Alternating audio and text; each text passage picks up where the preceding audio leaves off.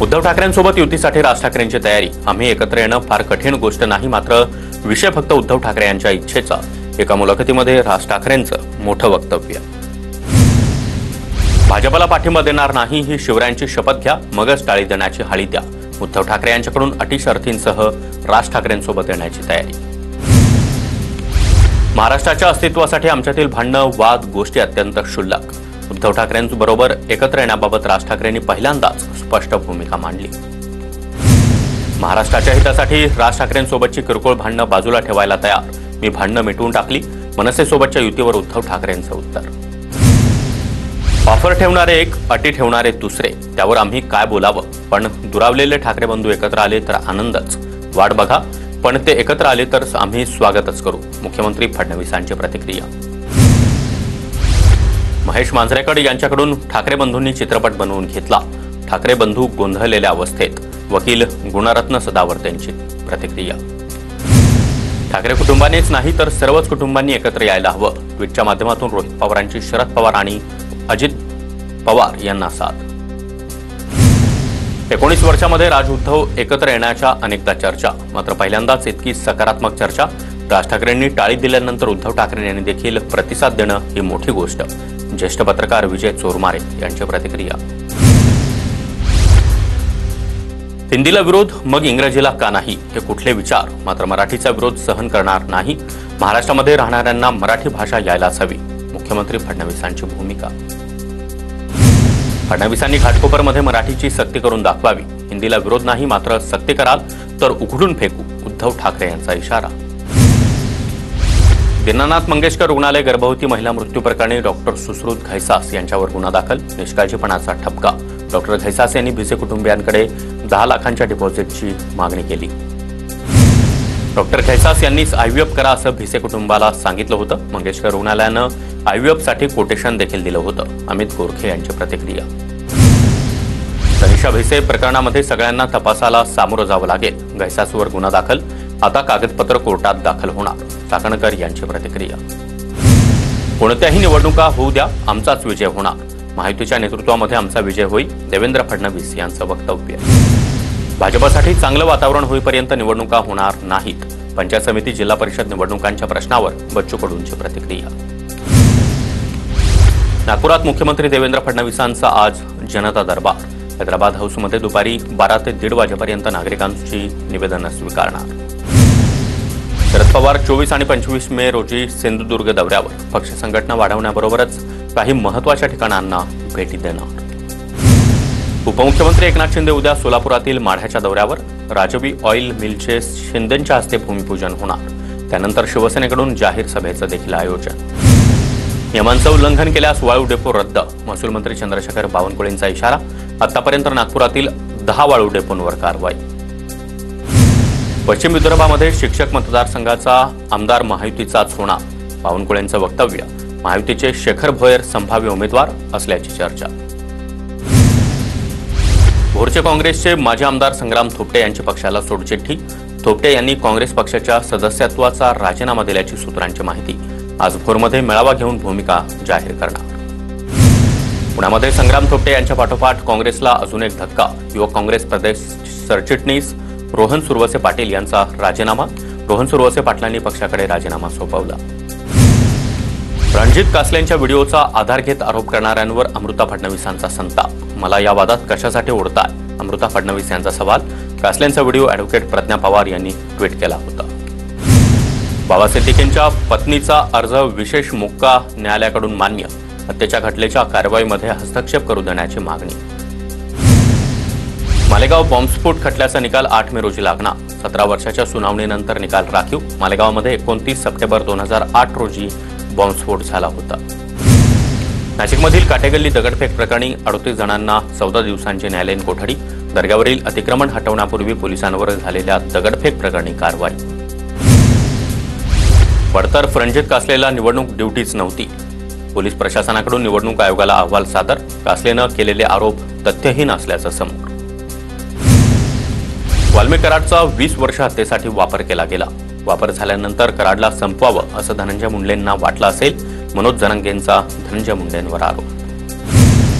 नागपूर शिक्षक भरती घोटाळा प्रकरणामध्ये 580 शिक्षकांचे शालार्थचे पुरावे सापडले. सूत्रांची माहिती. बनावट कागदपत्रांच्या आधारे आयडी बनवल्याचं निदर्शनास. उपसंचालक नराड यांना अटक. महाराष्ट्रामध्ये 6000 अपात्र शिक्षकांची भरती. माजी आमदार नागो गाणार यांचा मोठा आरोप. शिक्षक भरती घोटाळ्याच्या चौकशीसाठी एसआयटी स्थापन करण्याची गाणार यांची मागणी. मुंबई युवक काँग्रेस अध्यक्ष अखिलेश यादव यांना अटक. ईडी कार्यालयाला टाळं ठोकल्यानं कारवाई. अखिलेश यादव यांना मुंबईतील घरामधून पोलिसांनी अटक केली. अखिलेश यादव यांना अटक. अटकेनंतर खासदार वर्षा गायकवाड यांचं माता रमाबाई आंबेडकर पोलीस ठाण्यामध्ये आंदोलन. विलेपार्लेमधील जैन मंदिरावर पालिकेची तोडक कारवाई. मंदिराच्या समर्थनार्थ जैन बांधव एकवटले. अहिंसक रॅलीचं आयोजन. कारवाई केलेल्या मंदिरामध्ये जैन बांधवांकडून आरती. तोडक कारवाई करणाऱ्या पालिकेच्या अधिकाऱ्यांचं निलंबन. पालिका आयुक्त भूषण गगराणी यांचे आदेश. तर मंदिर तोडक कारवाई प्रकरणी निलंबन. सरकार भाजपचं असताना देखील पालकमंत्री का आंदोलन करतात? जैन मंदिरासाठीच्या आंदोलनावरून मंगलप्रभात लोढा यांच्यावर आदित्य ठाकरेंची टीका. नागपूरच्या उमरेडमध्ये घराच्या छतावर 50 किलो धातूचा तुकडा आढळला. आकाशातून घराच्या इमारतीवर धातूचा तुकडा कोसळल्याचा स्थानिकांचा दावा. तपास सुरू. नागपुरातील रिअल इस्टेट एजंट अंकुश कडूंची भर रस्त्यामध्ये हत्या. 6 तरुणांकडून धारधार शस्त्रानं हत्या. जरेपटका पोलीस ठाण्याच्या हद्दीमधील घटना. नागपूर शहरामधील 33 ट्रॅफिक सिग्नल दुपारी 1 ते 4 दरम्यान बंद राहणार. वाढत्या तापमानामुळे प्रशासनाची खबरदारी. मुंबईतील तापमानामध्ये घट होणार. तापमान 37 अंशांवरून 33 ते 34 अंशांपर्यंत खाली येण्याची शक्यता. हवामान खात्याची माहिती. पुण्यामध्ये तापमान 43 वरून 42 अंशांवर. लोहगावमध्ये 42.5 अंश सेल्सिअस तापमानाची नोंद. मात्र दुपारी उन्हाचा चटका आणि उकाडा कायम. अवांतर कामातून शिक्षकांची सुटका. शैक्षणिक आणि अशैक्षणिक कामांचं वर्गीकरण. शिक्षकांना शालेय कामकाजासाठी अधिकचा वेळ देता येणार. महाराष्ट्रातील 3 विद्यार्थ्यांचा जेईई मेनमध्ये पैकीच्या पैकी स्कोअर. तर देशामध्ये 24 विद्यार्थ्यांनी 100 NTA स्कोअर प्राप्त केला. 7 विद्यार्थी राजस्थानचे असल्याची माहिती. कर्नाक रेल्वे उड्डाणपूल 10 जूनपर्यंत वाहतुकीसाठी खुला करण्याचे निर्देश. पूल वाहतुकीसाठी खुला करण्याच्या दृष्टीनं नियोजन करा. अतिरिक्त पालिका आयुक्त अभिजित बांगर यांच्या कंत्राटदार आणि स्थानिक अधिकाऱ्यांना सूचना. मुंबईतील गोखले विक्रोळी पूल मेमध्ये सुरू होणार. पूर्व पश्चिम उपनगरातील वाहतूक कोंडी फुटणार. मुंबई मेट्रो 8 लोकमान्य टिळक टर्मिनसपर्यंत धावणार. नवी मुंबई विमानतळ मेट्रो 8 मार्गिकेचा आराखडा तयार. राज्य सरकारकडे लवकरच आराखडा मंजुरीसाठी पाठवण्यात येणार. मुंबईतील डोंगरी भागामध्ये अनधिकृत बांधकामांचं पेव फुटलं. डोंगरीतील 16 मजली इमारतीमधील तब्बल 12 मजले अनधिकृत असल्याचं समोर. मुंबई पालिकेच्या बी वार्डची धडक कारवाई. मुंबईमध्ये आयुष्मान योजनेअंतर्गत मागाठाणे, कांदिवली, गोराईमध्ये लवकरच नवीन रुग्णालय उभारणार. मंत्री पियुष गोयल यांची माहिती. मुंबई विमानतळ 8 मे रोजी बंद राहणार. मान्सूनपूर्व देखभालीसाठी विमानतळ 6 तासांसाठी बंद असणार. कल्याण डोंबिवलीमध्ये पिवळसर रंगाचं पाणी. दुर्गंधीयुक्त पाणी पुरवठ्यामुळे नागरिकांमध्ये चिंता. उल्हास नदीमध्ये जलपर्णी काढण्याच्या कामामुळे पाण्याचा रंग गुणवत्ता बदलली. पाणी उकळून आणि गाळून वापरण्याचं पालिकेचं आवाहन. कल्याणमध्ये रात्रभर वीज गायब. उकाड्यानं नागरिक हैराण. MSCB अधिकाऱ्यांच्या उदासीनतेमुळे नागरिक संतप्त. हिंदी सक्तीविरोधात इचलकरंजी शहरामध्ये मनसेचं आंदोलन. गांधी पुतळा परिसरामध्ये आंदोलकांनी हिंदी भाषा सक्तीचा निर्णयाचा GR फाडला. गोंदिया जिल्ह्यामध्ये मोहफूल संकलनाचा हंगाम अंतिम टप्प्यात. पिवळं सोनं म्हणजेच मोहफूल गोळा करण्यासाठी नागरिकांची लगबग.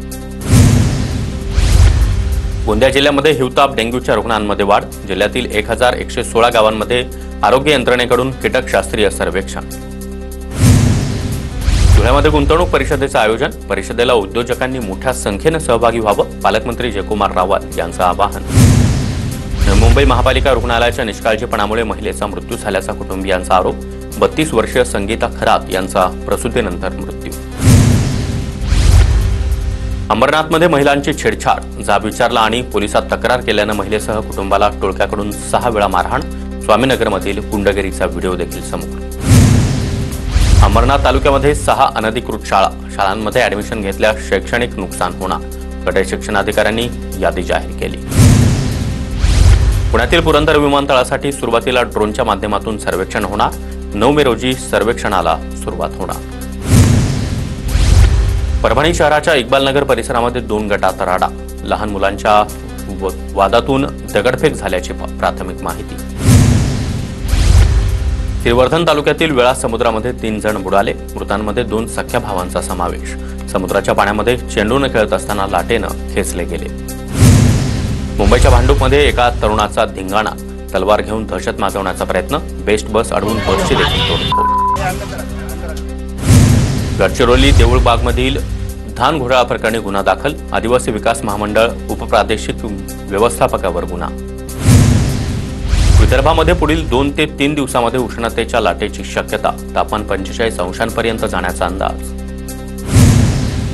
नाशिकच्या मालेगावमध्ये पारा वाढला. 43 अंश सेल्सिअसपर्यंत तापमान पोहोचलं.